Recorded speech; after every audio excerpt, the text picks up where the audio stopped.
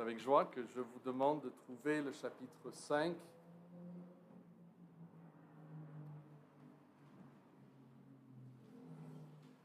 Et nous allons considérer aujourd'hui la dernière demande de l'apôtre dans cette lettre. Mais pour reprendre un peu le contexte, je vous invite à lire, ou suivre avec moi, je vais vous lire à partir du verset 12. Donc, 1 Thessaloniciens chapitre 5, verset 12, vous avez ici les dernières recommandations de l'apôtre. Nous vous prions, frères, d'avoir de la considération pour ceux qui travaillent parmi vous, qui vous dirigent dans le Seigneur et qui vous exhortent. Ayez pour eux beaucoup d'affection à cause de leur œuvre, soyez en paix entre vous. Nous vous en prions aussi, frères, avertissez ceux qui vivent dans le désordre, consolez ceux qui sont abattus, supportez les faibles, usez de patience envers tous. Prenez garde que personne ne rend à autrui le mal pour le mal, mais recherchez toujours le bien, soit entre vous, soit envers tous. Soyez toujours joyeux. Priez sans cesse. Rendez grâce en toutes choses, car c'est à votre égard la volonté de Dieu en Jésus-Christ. N'éteignez pas l'esprit. Ne méprisez pas les prophéties.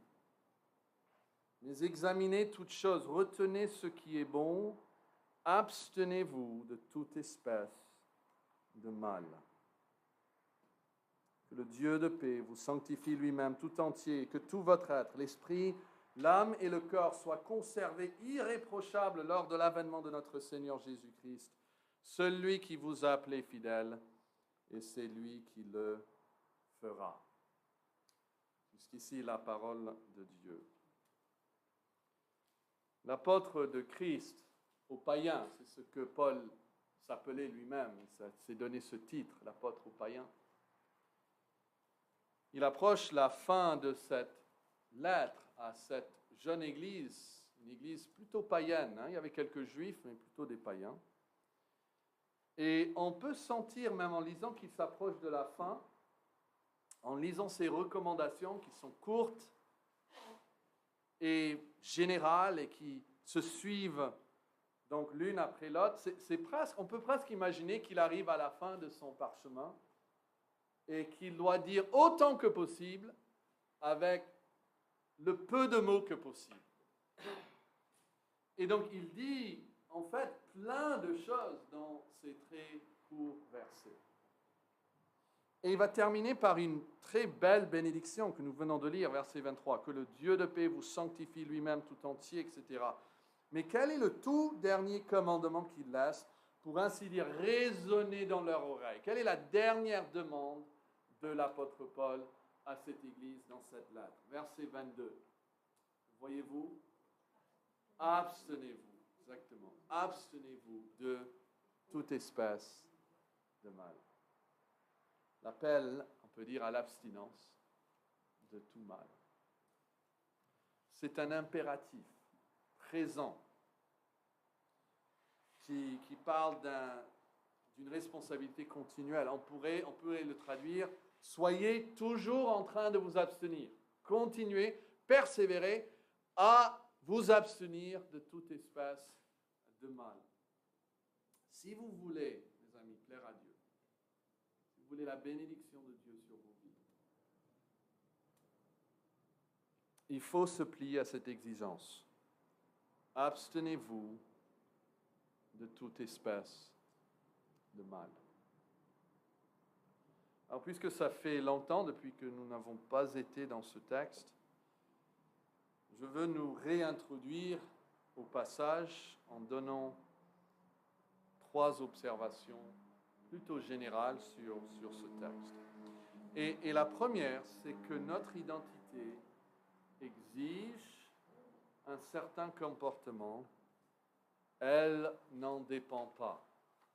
Il est très important que chacun ici comprenne bien que la Bible ne dit jamais, si vous voulez être enfant de Dieu, il faut vous abstenir du mal.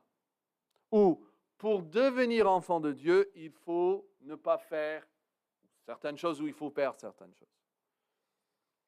Comme c'est marqué ici, notre identité exige le comportement. Mais notre identité ne dépend pas de notre comportement. Nous avons vu dans cette même lettre que notre comportement ne fait pas de nous un enfant de Dieu. On ne peut pas dire « j'essaye de devenir enfant de Dieu ». On ne peut pas devenir par nos efforts enfant de Dieu. Cependant, notre identité en tant qu'enfant de Dieu détermine après comment nous devons vivre et ce que nous devons faire. Vous pouvez le voir dans le même chapitre. Regardez plus haut, chapitre 5, au verset 5. 1 Thessaloniciens 5, verset 5. Il va dire, vous êtes tous des enfants. Okay? Et le vous, si on revient au chapitre 1, on va voir qu'il parle en fait aux saints, ceux qui sont venus à Christ. Et il dit, vous êtes tous des enfants de la lumière et des enfants du jour. Et maintenant, il va s'inclure lui-même dans le groupe. Nous ne sommes point de la nuit ni des ténèbres. Verset 6. Ne dormons donc point comme les autres, c'est-à-dire qui sont dans les ténèbres. Mais veillons et soyons sobres. Vous voyez la logique dans ces versets? Verset 5, regardez-le bien. Nous ne sommes point, ne dormons donc point. Puisque nous sommes une certaine chose, puisque nous sommes enfants de Dieu et enfants de lumière, ne dormons donc point comme les autres. Ce n'est pas l'inverse. Notre identité détermine notre comportement. Donc, dans notre texte, ici au verset 22, la Bible s'adresse à des enfants de la lumière. Et on peut se demander, ok, comment est-ce qu'ils sont devenus enfants de la lumière? Et pour cela, je vais vous demander de revenir au chapitre 1 et de jeter vraiment votre regard sur ces versets. 1 Thessaloniciens 1, verset 6, parce que c'est ici où il parle de cette transformation. Parce qu'ils n'étaient pas toujours enfants de lumière, hein? Ils ne se sont pas nés enfants de lumière. Il dit verset 6, 1 Thessaloniciens 1, verset 6, « Et vous-même, vous avez été mes imitateurs et ceux du Seigneur Jésus, en cela, en recevant la parole au milieu de beaucoup d'afflictions avec la joie du Saint-Esprit. » Donc voici un élément, ils ont reçu la parole de Dieu, ils ont reçu. Donc, la parole leur a été donnée, ils l'ont reçue. On sort, verset 7, que vous êtes devenus un modèle même pour tous les croyants de la Macédoine et de l'Achaïe. Non seulement, en effet, la parole a retenti de chez vous dans la Macédoine et dans l'Achaïe, mais encore votre foi en Dieu s'est fait connaître en tout lieu. Voici un autre élément. Ils ont mis leur foi en Dieu. Vous voyez ça? Votre foi en Dieu. Donc, ils reçoivent la parole, ils ont mis leur foi en Dieu, de telle manière que nous n'avons pas besoin d'en parler. Verset 9.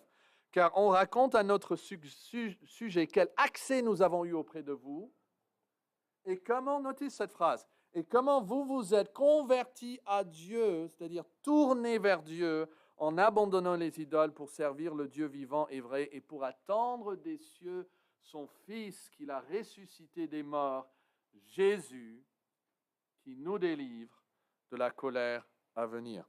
Voici donc comment commence la vie chrétienne. Et tous ceux qui sont en Christ dans cette salle sont passés aussi par ici.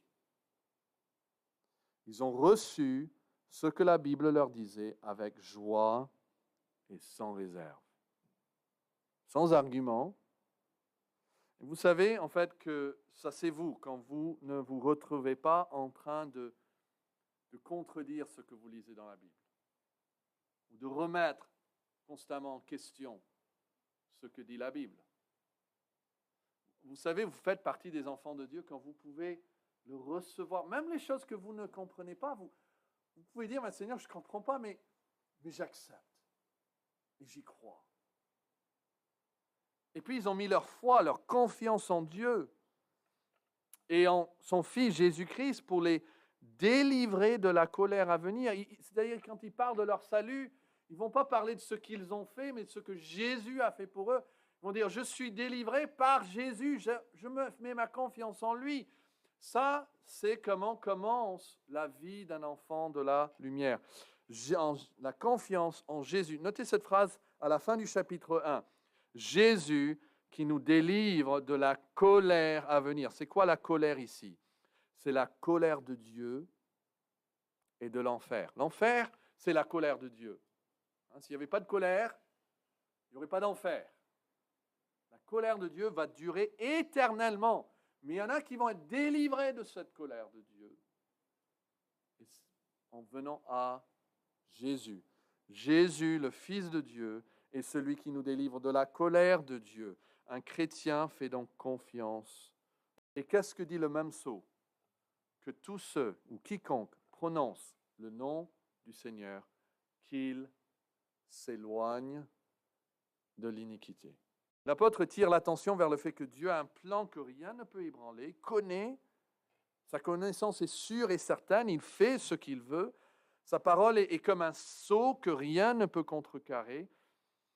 Et ce sceau est ce solide fondement dont il parle est posé sur une connaissance personnelle aussi, relationnelle. Quand il dit ici, il connaît, c'est une connaissance intime et relationnelle. Le Seigneur connaît ceux qui lui appartiennent. Mais la conséquence de cette connaissance, quand Dieu entre en relation avec quelqu'un qui le connaît intimement, la conséquence, c'est que la personne s'écarte de l'iniquité. Il ne peut pas avoir l'un sans l'autre. Et l'absence de l'un demande l'absence de l'autre. Quiconque prononce le nom du Seigneur, qu'il s'éloigne de l'iniquité. Ce fait que ceux qui sont intimement connus par Dieu s'éloignent de l'iniquité est tellement sûr que Christ dira un jour à ceux qui ne l'ont pas fait, qui ne sont pas venus à Christ, il va dire, écartez-vous de moi, vous tous qui commettez le mal. C'est une manière que Jésus parle de ceux qui vont en enfer. Ils commettent, ils pratiquent, leur œuvre est de faire le mal. Donc, nous voulons comprendre que cet appel à s'abstenir dépend de notre identité. Elle ne définit pas. Nous ne sommes pas en train de nous abstenir du mal parce que nous voulons être quelque chose, mais parce qu'en Christ, nous sommes ses enfants. Et puis deuxièmement, cet appel à l'abstinence totale du mal présuppose une cohérence morale en Dieu et dans le christianisme. Alors ça, c'est le point peut-être un peu plus difficile à expliquer ou à comprendre, mais je crois que c'est important de reconnaître qu'il y a en Dieu une cohérence morale. Ça veut dire qu'il y a des choses que Dieu ne peut pas faire. Vous savez, il y a des choses que Dieu ne peut pas faire. Et dans le vrai christianisme, le christianisme de la Bible, si on revient aux textes originaux, à la source du christianisme, il y a une cohérence morale. C'est pour ça que l'apôtre peut dire, comme ça, abstenez-vous de toute espèce de mal. Il n'a pas besoin de dire, oh mais sauf pour ceci, parce qu'on a besoin de faire ça. 1 Jean chapitre 1, verset 5 dit, la nouvelle que nous avons apprise de lui et que nous vous annonçons, c'est que Dieu est lumière. Dieu est lumière et qu'il n'y a point l'omni. Il prétend de ces choses. Nous n'avons jamais dit qu'on peut faire le mal afin que le bien arrive. Donc quand on regarde la vie des apôtres, quand on regarde la prédication de ces premiers chrétiens, quand on lit les textes du christianisme qui sont dans la Bible, nous ne trouvons jamais un appel à faire le mal pour que le bien en arrive. Il existe des religions où le nom où au nom de leur Dieu et au nom de ce qui est soi-disant bon pour l'humanité, les adeptes vont tuer des victimes innocentes. Ils vont même appeler ces actes immoraux une guerre sainte. Parce que leur système de moralité leur permet de faire le mal afin que le bien arrive, dans certains cas. Après, c'est qui décide, hein? Bien sûr, on peut tout faire au nom du christianisme. Et si vous regardez l'histoire de l'Europe, vous allez voir plein de choses qui ont été faites au nom du christianisme. Et on ne peut pas juger une religion pour les extravagances de certains de ses adeptes. Nous sommes tous d'accord là-dessus. Mais ceci dit, le christianisme biblique ne permet jamais de faire le mal pour qu'il n'en arrive le bien. Jamais. Le mal, c'est le mal. Et c'est pour ça qu'il peut dire aux enfants, même enfants, obéissez à vos parents dans le Seigneur, car ceci est juste. C'est bon, c'est droit. Quand c'est droit, juste, bon, c'est qu'on le fait. Dieu ne peut même pas nous sauver d'une manière qui soit injuste. Réalisons-nous cela. Il ne peut même pas nous sauver d'une manière qui soit injuste. L'évangile d'un salut par la foi dans la mort expiatoire de Jésus-Christ a été conçu pour que Dieu puisse se justifier, se déclarer juste. Regardez ici en Romains 3, versets 25 et 26, vous allez voir, c'est lui, ça parle de Jésus, que Dieu a destiné à être, par son sang pour ceux qui croiraient, victime propitiatoire. Pourquoi Jésus a été destiné à être une victime propitiatoire, c'est-à-dire une victime qui apaise la colère de Dieu, qui le rend propice? Pourquoi Jésus est cette victime? C'était afin de montrer quoi? Sa justice. Sa justice. Vous voyez, Dieu ne peut pas sauver d'une manière qui soit injuste. Dieu n'est pas un juge qui dit « Ouais, puisque c'est mon enfant, je lui permets de faire ce qu'il veut. Les autres, je vais les condamner, mais mes enfants, je les relâche à chaque fois. » Ça, c'est un juge inique, un juge injuste. Dieu n'est pas comme ça. Et vous voyez le problème ici dans ce verset, parce qu'il avait en fait laissé impunis les péchés commis auparavant au temps de sa patience. Et le chapitre suivant nous parle de David. Nous venons de parler de David les semaines dernières, qui a commis le meurtre, qui a commis l'adultère. Et on a vu qu'il n'y avait pas en fait d'offrande, il n'y avait pas de sacrifice pour ses péchés. Et puis il va dire quelle joie c'est pour celui dont les péchés sont pardonnés. Ben, Dieu l'a laissé impuni. Dieu a laissé David impuni. Et ça laisse, si c'est jamais résolu, une tâche sur le caractère de Dieu. Mais Dieu ne peut pas faire du mal. Et donc, il va punir le péché de David. C'est comme s'il a réservé, et puis un jour, ça s'est tombé sur Jésus-Christ. Parfois, on a commis un délit, parfois ça prend 2, 3, 4 ans avant que, boum, ça tombe, et on est envoyé en prison, on doit payer une amende, etc. Ben, ça a duré des années, des siècles même, et puis quand ça a tombé, ça n'a pas tombé sur David, mais sur Jésus-Christ. Et Dieu a démontré qu'il était juste, tout en justifiant David, qui n'avait que la foi en lui. Et il montre, dit le verset 26, ça c'est très beau, sa justice dans le temps présent, c'est-à-dire en 2021, de manière à être juste tout en justifiant celui qui a la foi en Jésus. Vous dites, mais comment est-ce que Dieu peut me sauver, rester juste? Il l'a fait pour David. Il peut le faire pour vous. Et puis troisièmement, cet appel établit un lien intime entre l'œuvre du Saint-Esprit dans nos vies et notre volonté de s'abstenir de toute espèce de mal. J'aimerais bien que vous me donniez votre attention pour voir ce lien entre l'œuvre du Saint-Esprit de Dieu dans nos vies et notre volonté, notre engagement de nous abstenir de toute espèce de mal. Il y a un lien intime. Cette dernière recommandation donnée à l'Église est en fait la dernière d'une série de recommandations qui sont intimement liées. Vous pouvez le voir. Regardez dans vos Bibles, la logique. Ça commence en fait au verset 19, cette série de recommandations. Et le verset 19 parle du Saint-Esprit, n'est-ce pas? N'éteignez pas l'Esprit. Ne méprisez pas les prophéties. Mais le mais nous indique que c'est lié. Hein? Examinez toutes choses, retenez ce qui est bon, abstenez-vous de toute espèce de mal. Et on voit ce dernier groupe de recommandations concernant la relation personnelle du croyant à Dieu, le Saint-Esprit.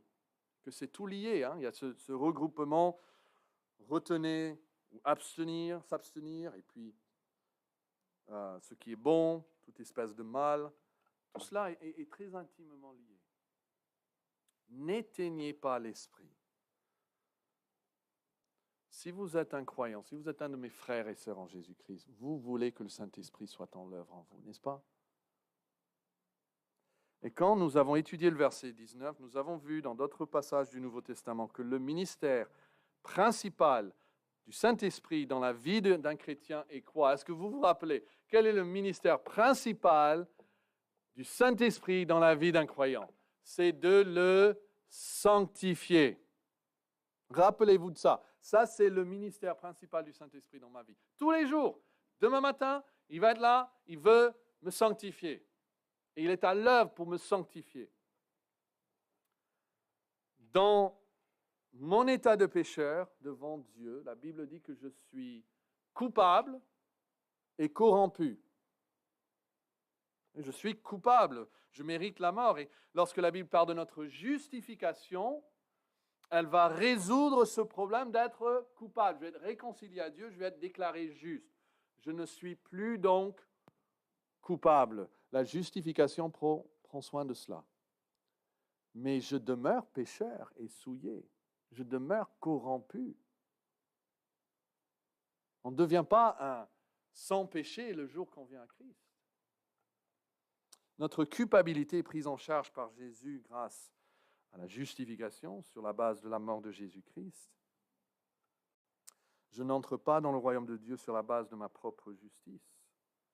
Dieu me compte comme juste devant lui. Il me considère comme juste. Il me déclare juste à cause de ce que Jésus a fait pour moi. Je possède en fait la justice de Dieu devant le tribunal, la justice de Christ devant le tribunal de Dieu, mais je demeure encore souillé.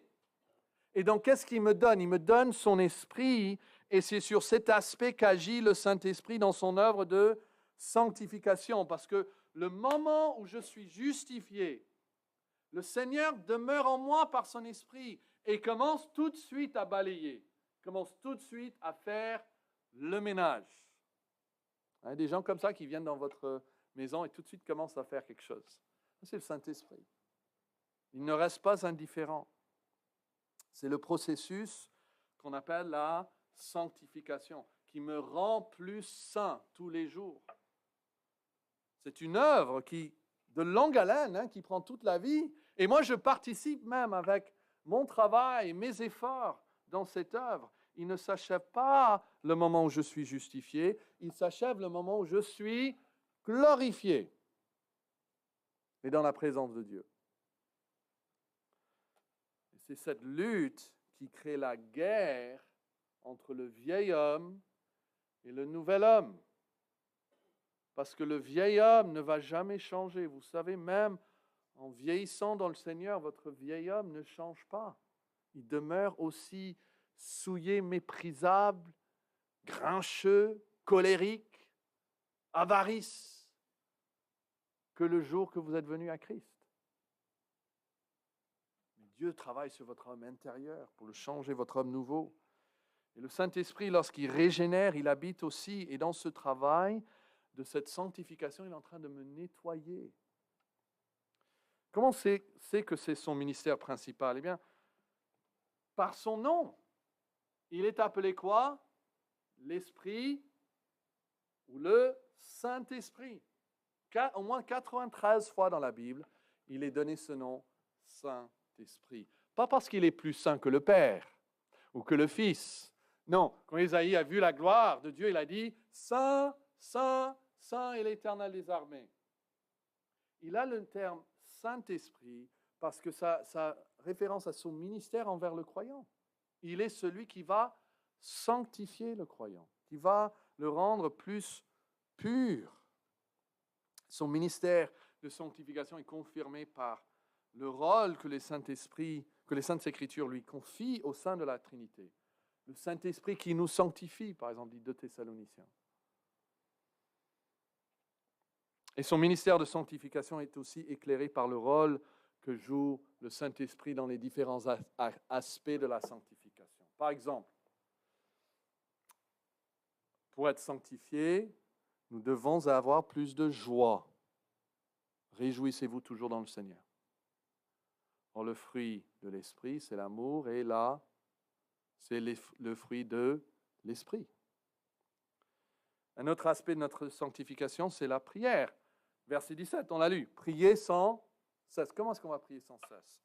Quel est le rôle de l'Esprit dans cet aspect de sanctification? Romains 8, 26, de même aussi, l'Esprit nous aide dans notre faiblesse. Car nous ne savons pas ce qu'il convient de demander dans nos prières, mais l'Esprit lui-même intercède par des soupirs inexprimables. Ou Éphésiens 6, 18 dit, faites en tout temps, par l'Esprit, toutes sortes de prières et de supplications. Jude 20, prions par le Saint-Esprit. Un autre aspect de notre sanctification, c'est la foi. Éphésiens 3, 16, afin qu'il vous donne, selon la richesse de sa gloire, d'être puissamment fortifiés par son esprit dans l'homme intérieur, en sorte que Christ habite dans vos cœurs par la foi. Il nous fortifie, le Saint-Esprit, pour que Christ habite dans nos cœurs par la foi. On peut parler de l'amour. Quelqu'un qui est de plus en plus sanctifié va avoir plus de l'amour, et le fruit de l'Esprit, c'est l'amour. On peut parler de l'espérance, un autre aspect de notre sanctification. Romains 15, 13, que le Dieu de l'espérance vous remplisse de toute joie et de toute paix dans la foi pour que vous abondiez en espérance par la puissance du Saint-Esprit. Vous voyez, donc, si on prend tous les différents éléments de notre sanctification, nous voyons que la Bible donne au Saint-Esprit ce rôle de nous fortifier, de nous aider, de nous faire avancer dans l'amour, dans la joie, dans la paix, dans les prières, dans la patience. Toutes ces choses, l'Esprit est à l'œuvre. C'est son œuvre en nous. J'espère que je n'ai pas besoin de convaincre plus que le ministère principal dans la vie d'un croyant du Saint-Esprit, c'est de nous transformer. Il veut toujours que nous progressions de plus en plus. Alors, qu'est-ce que nous devons faire pour que le Saint-Esprit travaille en nous? Qu'est-ce que nous devons? Et c'est là où la logique du passage nous montre vraiment une chose, je crois, très, très, très importante. Pour ne pas éteindre l'Esprit, suivez la logique ici. On commence au verset 19. Nous devons valoriser les prophéties. Tout cela est lié à notre attitude envers les prophéties. Une prophétie, c'est une parole de Dieu donnée à l'homme à travers un intermédiaire. Cette prophétie a été donnée dans le passé directement à l'intermédiaire de la part de Dieu, et donc il était appelé un prophète. Mais cette prophétie peut passer par plusieurs intermédiaires avant d'arriver au destinataire, mais elle demeure quand même une prophétie. Un exemple de cela, c'est en Apocalypse chapitre 1, où il y a une lettre qui vient de Jésus-Christ, qu'il fait connaître à son serviteur Jean par l'envoi de son ange. Jean va après le mettre par écrit. Cette lettre va être envoyée aux églises, et ça va être ce que l'Esprit dit aux églises. C'est une prophétie pour les esprits. Ça a été donné par écrit, ils l'ont reçu par écrit, ça a passé par Jean, par un ange, et de la part de Jésus-Christ. Mais ça demeure une prophétie. Et nous avons vu que la prédication de la parole de Dieu est une forme de prophétie. quand on vous donne la parole de Dieu, peut-être elle est venue par écrit, hein, mais quand la personne vous la donne, c'est Dieu qui vous parle. À cet instant-là, c'est Dieu qui nous parle par sa parole. Notez le verset 12, chapitre 5, verset 12. Nous vous prions, frères, d'avoir de la considération pour ceux qui travaillent parmi vous, qui vous dirigent dans le Seigneur, qui vous exhortent. Ayez beaucoup d'affection pour eux à cause de leur œuvre. Ce sont ces hommes qui livraient à l'Église des prophéties. Non, surtout de nos jours, des révélations qu'ils ont reçues indépendamment de la parole de Dieu, mais en tant que messagers de la parole de Dieu. Avoir la considération à cause de leur œuvre. Et le contraire d'avoir de la considération à cause de leur œuvre serait de mépriser, en fait, les prophéties. Les prophéties font référence ici à ce que nous appelons la prédication de la parole de Dieu. Il serait difficile de trop valoriser la prédication de la parole de Dieu. 2 Timothée 4, verset 2 Timothée 4, verset 1, dit ceci. Je t'en conjure, devant Dieu et devant Jésus-Christ, qui doit juger les vivants et les morts, au nom de son avènement et de son royaume, quoi? Prêche la parole. Insiste en toute occasion, favorable ou non. Et voici ce qui est inclus dans cette idée de prêcher. Reprend, censure, exhorte, avec une toute douceur et en instruisant, car il viendra un temps où les hommes ne supportent pas la sainte doctrine. Mais ayant la démangeaison d'entendre des choses agréables, ils se donneront une foule de docteurs selon leurs propres désirs, détournant l'oreille de la vérité. Donc il dit, vous devez prêcher la parole. Il y avait des époques et des milieux dans l'histoire de l'Église où on appelait couramment les prédications les prophéties. Et j'apprécie énormément vous, de ce que vous êtes patient à recevoir la prédication de la parole de Dieu. Ça commence comme ça, ça fait partie. Si nous ne voulons pas éteindre l'esprit, nous devons valoriser lorsque la parole de Dieu nous est donnée. Voici donc la logique du passage, le trame de la pensée. Regardez le verset 19. « N'éteignez pas l'esprit ». Cela exige donc une valorisation de la parole de Dieu lorsqu'elle est communiquée verbalement à l'homme par le biais de la prédication. Et puis deuxièmement, nous devons faire quoi? Nous ne devons pas nous arrêter là, mais nous devons deuxièmement examiner toutes choses. Examiner toutes choses. Mais Dieu, ici, n'éteignez pas l'esprit, ne méprisez pas les prophéties, mais examinez toutes choses.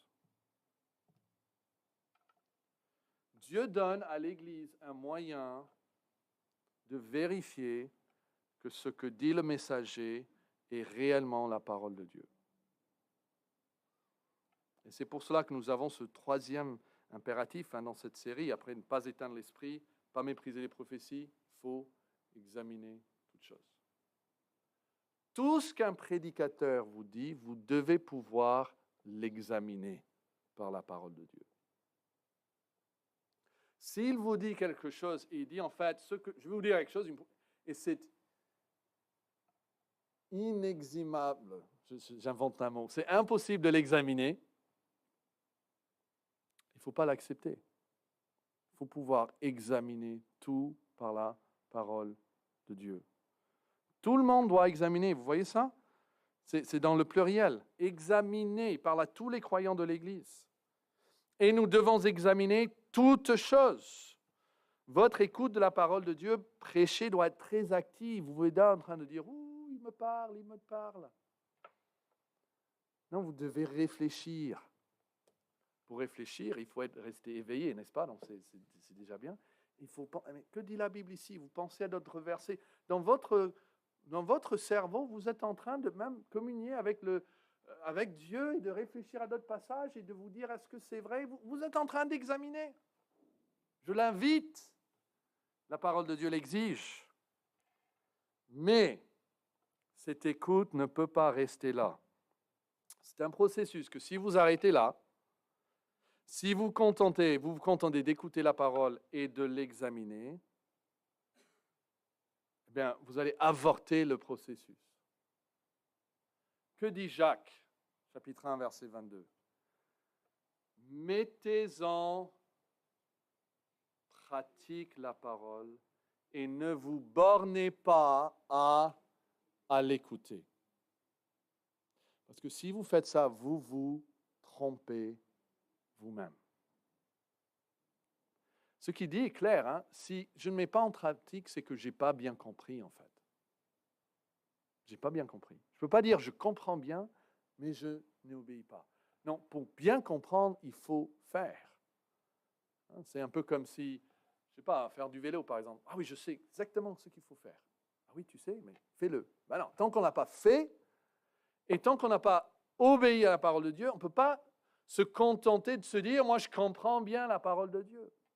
Il dit, vous allez vous tromper en vous-même par de faux raisonnements, car si quelqu'un écoute la parole et ne la met pas en pratique, il est semblable à un homme qui regarde dans un miroir son visage naturel, hein, c'est une illustration, et qui après s'être regardé s'en va et oublie aussitôt comment il était. C'est-à-dire, il ne fait rien, il ne change rien, voilà.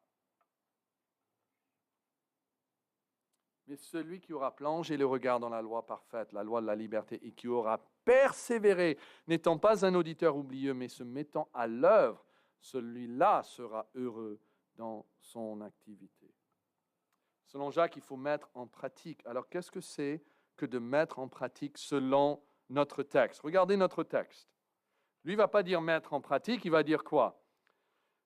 N'éteignez pas l'esprit, ne méprisez pas les prophéties, examinez toutes choses, et puis quoi?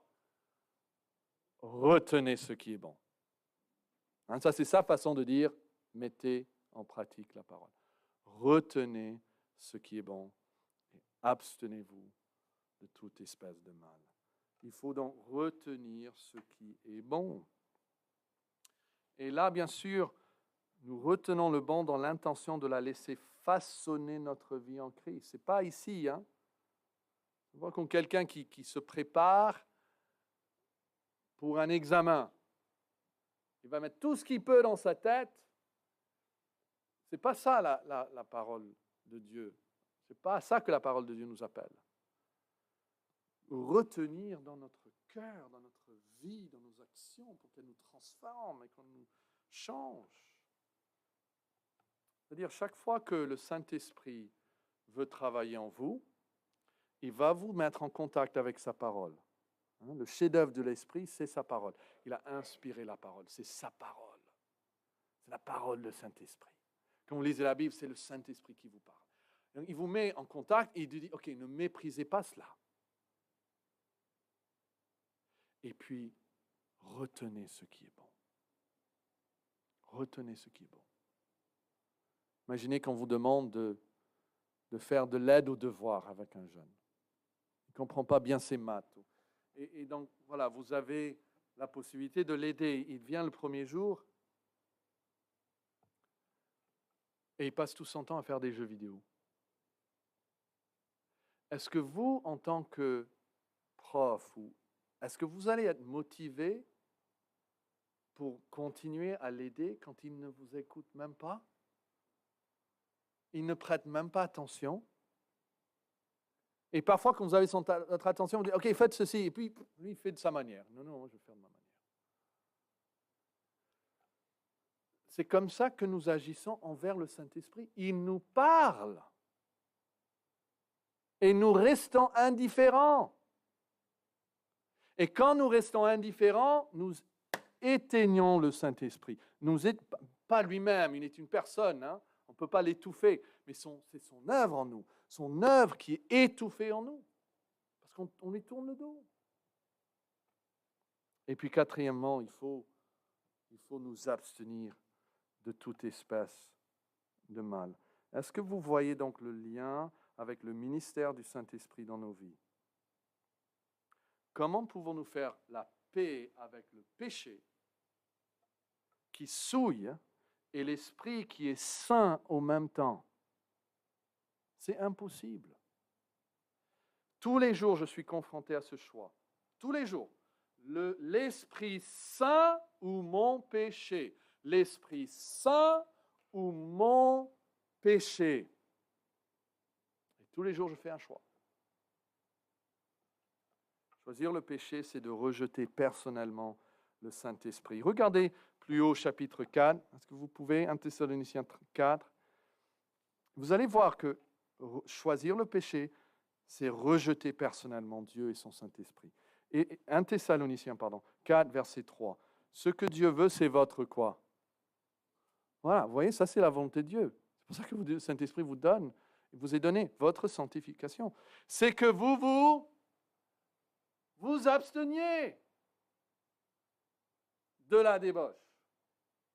C'est ce que Dieu veut. C'est que chacun de vous sache posséder son corps dans la sainteté.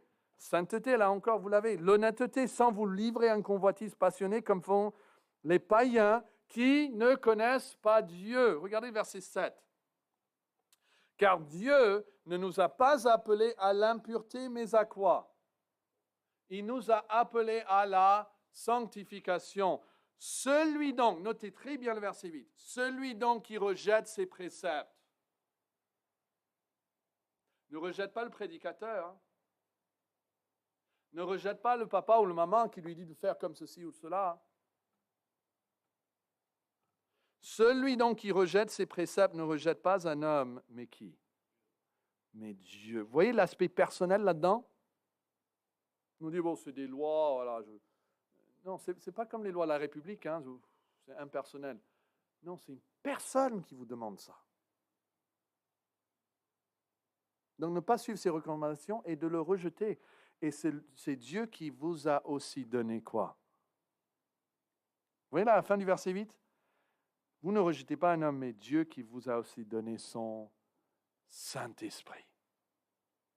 Comment pouvez-vous faire ça? Rejeter le Dieu qui vous donne son Saint-Esprit.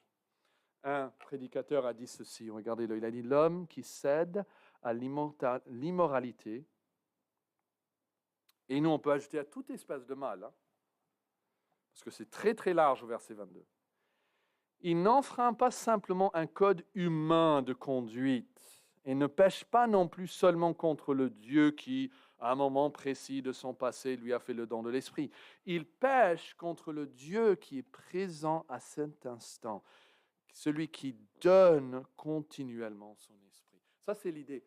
Celui qui vous donne, il est là en train de vous donner son Saint-Esprit. Et vous êtes en train de le rejeter. Et donc, il continue, il dit, une conduite impure est un acte de mépris contre l'excellent don de Dieu au moment même où il nous est offert. Ça m'a vraiment frappé. Une conduite impure est un acte de mépris contre l'excellent don de Dieu au moment même où il nous est offert. C'est pas comme si on vous donne un cadeau, hein, vos enfants vous donnent un coloriage et bon, après quelques années, il est grand maintenant, je peux peut-être le jeter sans lui dire, hein, parce que j'en ai centaines d'autres. C'est l'enfant qui vient et vous donne son dessin et vous le prenez et tout de suite vous le déchirez. Ça c'est l'impact émotionnel et relationnel de continuer dans le péché. Il dit, on ne découvre la vraie signification de ce péché que lorsqu'on comprend qu'il dévoile une préférence pour l'impureté plutôt que pour l'esprit qui est saint. C'est ça ce que dit le verset 22. Quand je choisis une espèce de mal, n'importe laquelle, hein, je demande, excusez-moi, mais moi je préfère l'impureté plutôt que la pureté du Saint-Esprit. Moi je préfère ça. Au moins pour maintenant. Et Dieu, je pourrais toujours faire appel plus tard. Cet appel, donc, établit un lien intime entre l'œuvre du Saint-Esprit dans nos vies et notre volonté de s'abstenir de toute espèce de mal. Où êtes-vous? Voulez-vous vraiment que le Saint-Esprit soit en œuvre en vous? Quel est le mal? Le Saint-Esprit lui-même peut maintenant dans votre pensée mettre son doigt dessus. Quel est le mal? Pensez-y. Quel est le mal que vous chérissez toujours? Vous préférez ça plutôt que le Saint-Esprit? Faites votre choix.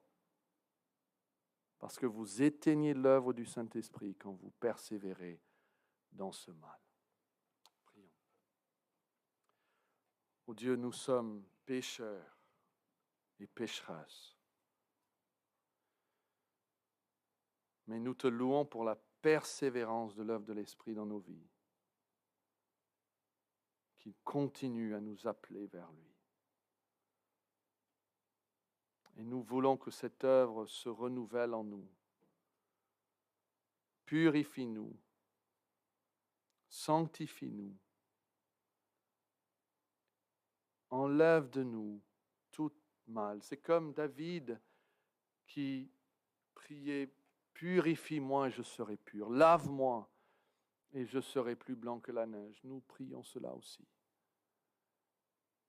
Et nous te demandons pour ceux qui n'ont pas encore le don du Saint-Esprit en eux, qui ne connaissent pas la pureté qu'il apporte, qui ne connaissent pas le salut éternel, qui vient par la régénération que seul l'Esprit peut donner. Nous prions que tu parles à leur cœur, que tu ouvres leur cœur, qu'aujourd'hui ils se tournent de leurs péchés, qu'ils se tournent de leurs idoles et qu'ils se tournent vers Dieu. Et nous prions qu'ils soient sauvés par notre grand Sauveur. Amen.